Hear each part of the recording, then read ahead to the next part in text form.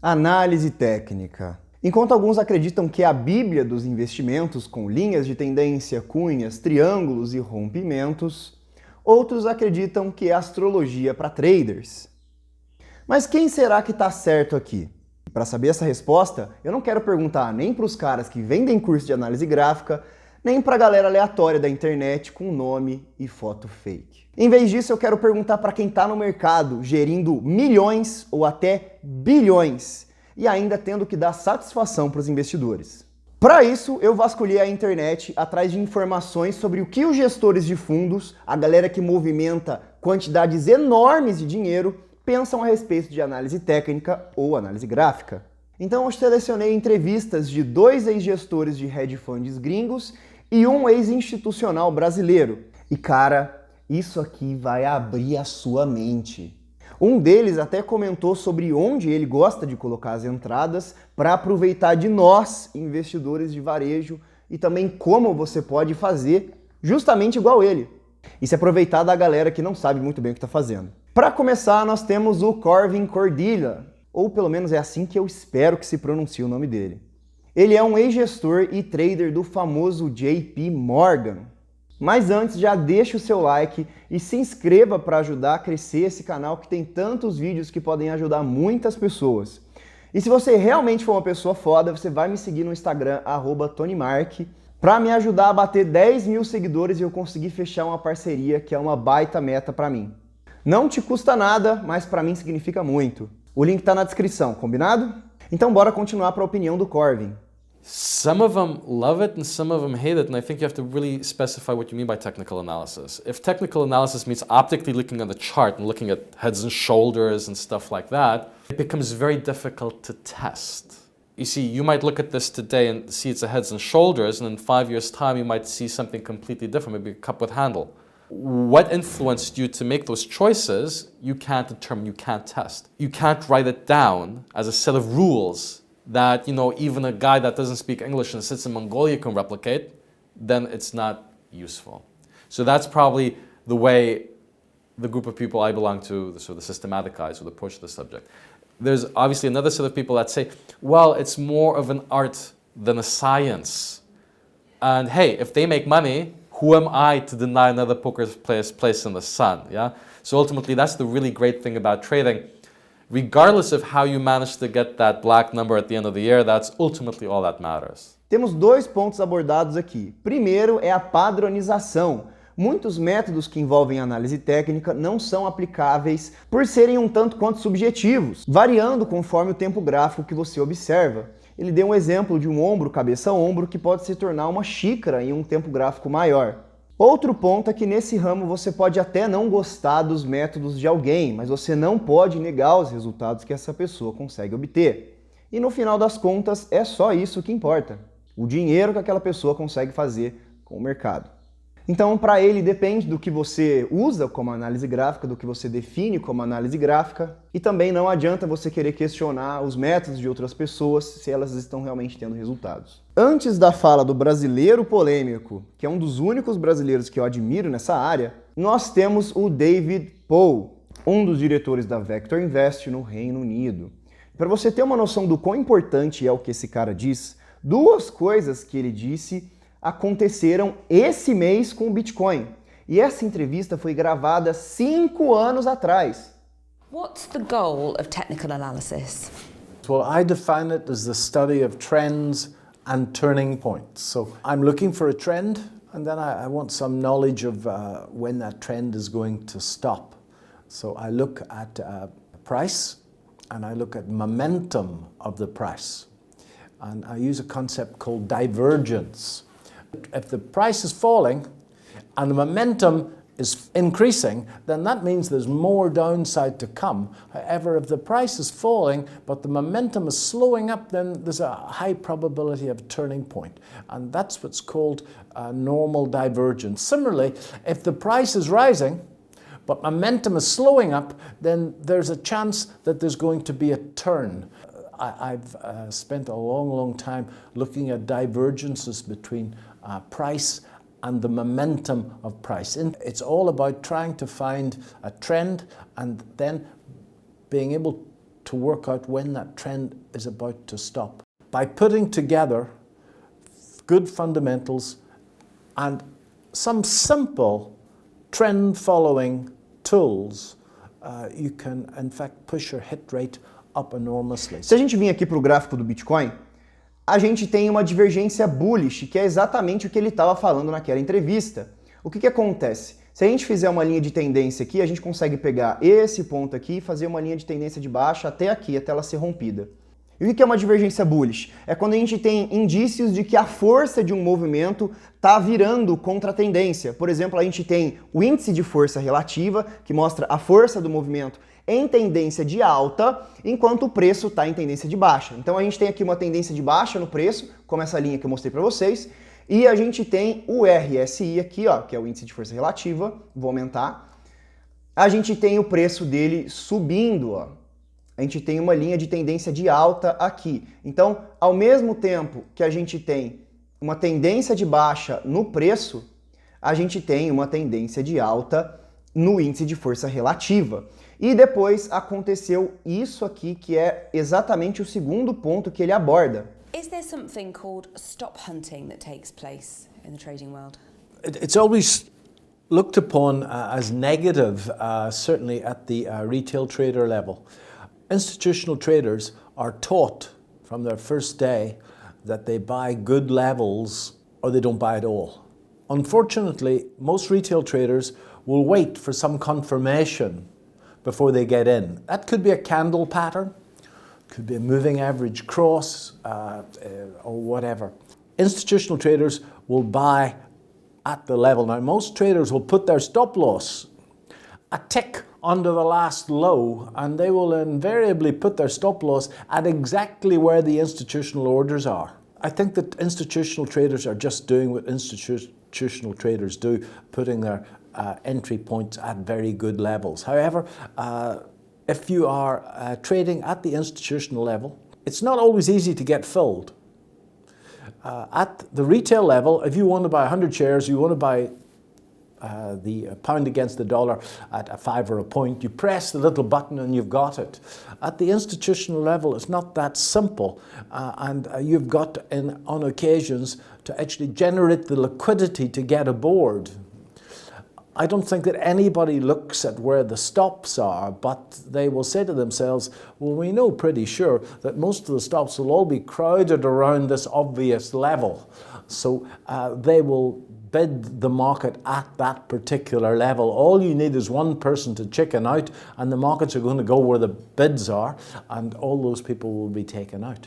If you do not think long and hard about where you're going to put your stops, that you're going to find that you can quite easily die in a sea of stop losses. And here's an exercise for some people. The next time you're just about to put a trade on,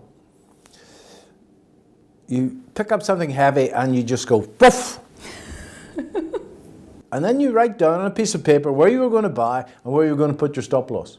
Don't buy it, but put an order in to buy it at where you're going to put your stop loss, and then just watch how many times the market goes to your order. Okay, markets will go to the obvious stops most of the time, and one of my rules is that I want to put my entries where the masses put their stops. Well, there's nothing that upsets me more than a guy saying that this is a very risky trade, I'll use a tight stop loss. That's just rubbish, because you'll get stopped out over and over and over again. The stop needs to be where the stop needs to be. So if your entry is sloppy, then your stop loss is going to have to be a red bus away from where you got in at to give yourself a chance of staying in the move. The average true range will help with that. Most traders will look at a stop loss of 2.5 times the average true range or something like that. Nevertheless, if you want to get in with low stop losses at institutional levels, you've got to be brave. The institutional traders will use Fibonacci levels, they will use trend lines, they will use simple horizontal support and resistance levels to actually look for confluences to try and place their orders. Nothing clever.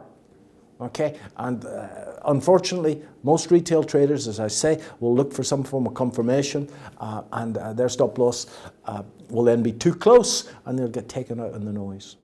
Aqui aconteceu exatamente o que ele falou. O preço foi atrás dos stops óbvios.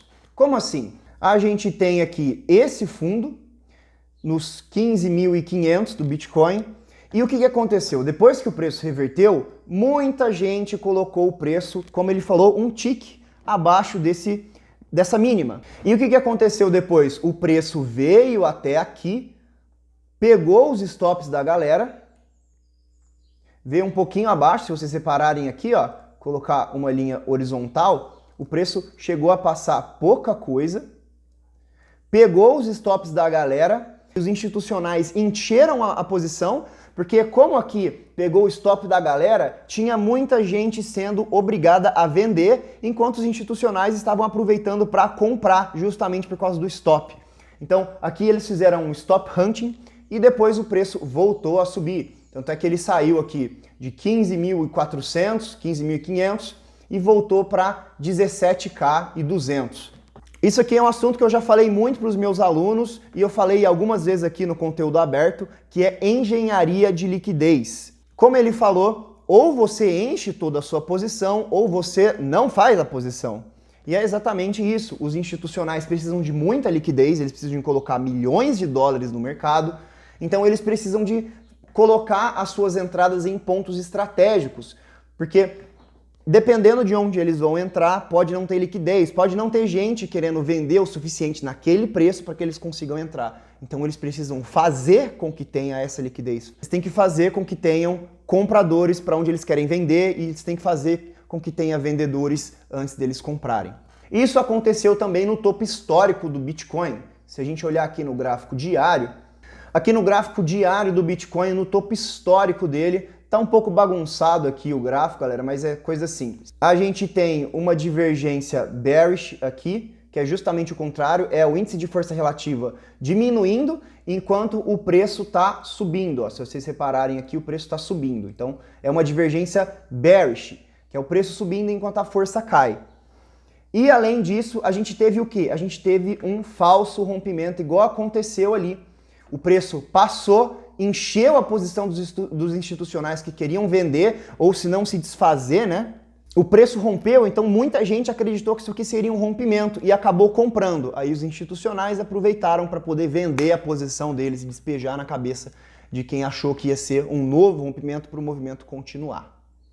Aconteceu exatamente duas coisas que esse cara falou em um mês aqui no Bitcoin, 5 anos depois dessa entrevista. Então dá para perceber que o cara sabe do que ele está falando. Inclusive, essas divergências e esses falsos rompimentos são os meus 2 setups favoritos de operar. E também são os meus mais lucrativos. E por último, nós temos o ex-institucional brasileiro, o Luiz Fercama. Quando você está no mercado há bastante tempo e é realmente lucrativo, você consegue distinguir charlatões de quem realmente fala e faz. Eu já vi muita coisa de alguns colegas que para quem é leigo é uma coisa super foda, mas para quem sabe realmente como funciona, você olha e pensa, meteu essa mesmo para cima de Moá.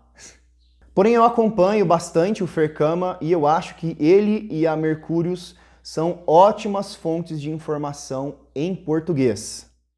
A premissa é simples. A análise técnica ou análise gráfica ela parte do pressuposto que você consegue prever preços futuros com base em preços passados ou até o preço presente, ou seja, ela usa o presente e o passado para poder te prever o que vai acontecer no futuro. E isso não faz sentido, por quê? Porque as pessoas que fazem análise técnica, elas prezam por analisar o preço, mas de fato não é isso que elas fazem, elas não se preocupam com o preço, elas na verdade só se preocupam com os indicadores, ou seja, todos os fundamentos do mercado são ignorados, tudo se resume simplesmente aos indicadores que eles estão usando ali para falar. Quando isso acontecer, esse é o cenário de compra. Então assim, a coisa primária que eles tinham que se preocupar era o preço e eles não se preocupam. O preço, na verdade, ele reflete já a expectativa futura daquele ativo para o hoje e não o contrário. Então quando você faz uma previsão de preço futuro olhando para o preço passado, cara, isso não faz nenhum sentido. E principalmente quando esses traders falam que a análise técnica é simples. Olha aqui, é só olhar meu setup aqui, meu conjunto de indicadores, você vai seguir isso aqui e você vai ter resultado. Isso é o que todo mundo quer, na verdade, né? Qualquer humano quer ter o menor nível de estresse para ter o maior nível de felicidade, ou seja, ele quer ter o menor trabalho possível e ter o maior resultado possível. Cara, você não está operando. Os preços, eles são sim randômicos, tá? Tem um estudo muito legal que fala sobre isso, eu vou deixar na descrição desse vídeo, que é o Randall Walk Wall Street, que mostra que você não vai encontrar tendências no gráfico de 1 minuto, de 5 minutos, de 10, de 1 hora, e quiçá de 4 horas. Então, assim, você só consegue ter resultado realmente fazendo operações ali que seguem fundamentos e você usar a análise gráfica só meramente para você se situar na posição que você está. Ou seja, você não vai encontrar uma simetria dentro de um curto período de tempo e de espaço, olhando ali por causa do setup do trader. Ah, mas com certeza você vai falar aí. Olha, as corretoras também passam análise e elas usam análise gráfica, você está falando besteira. Cara, não, eu falo isso porque, se você não sabe, eu já trabalhei no institucional, no mercado financeiro, em banco private, assessorando clientes e também em contato com corretoras, justamente em escritórios de investimento no Brasil, desenvolvendo robôs para os clientes do escritório. E vou falar para você o seguinte, eu sei realmente qual é o interesse desses institucionais por trás de te enfiar um monte de análise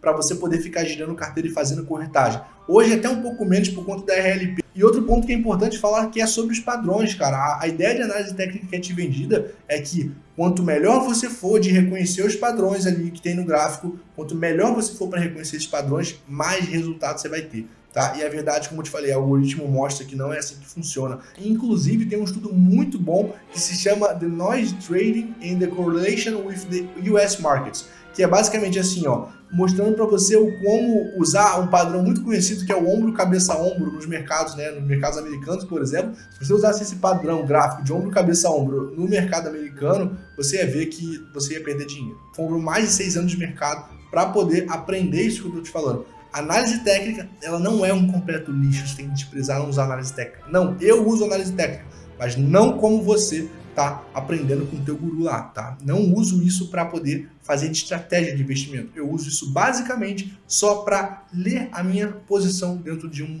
cenário que leva em conta fundamentos e, obviamente, leva em consideração dados, informação, tá? Usar análise técnica, só ignorar todo o mercado, só ficar no indicador é completamente burrice. Pode te dar um dinheiro no curto prazo, mas no longo prazo você não vai ganhar dinheiro, cara. Acredita. Eu tentei 10 milhões de vezes com o algoritmo.